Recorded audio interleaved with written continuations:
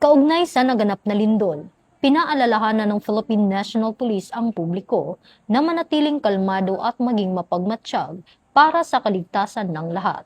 Sundin ang mga abiso at babala mula sa mga otoridad at kinauukulang ahensya ng pamahalaan.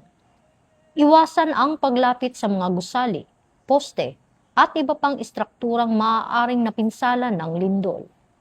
Maging handa sa posibleng aftershocks at alamin ang pinakamalapit na evacuation area sa inyong lugar. Huwag magpakalat ng hindi beripikadong impormasyon na maaaring magdulot ng takot at kalituhan sa publiko. Agad na iulat sa pinakamalapit na himpilan ng pulisya o kinauukulang otoridad ang anumang insidente o emergency na nangangailangan ng agarang aksyon. Ang PNP ay patuloy na nakikipag-ugnayan sa mga lokal na pamahalaan at iba pang ahensya upang matiyak ang kaligtasan at kaayusan ng komunidad. Maging alerto, magtulungan at manatiling ligtas.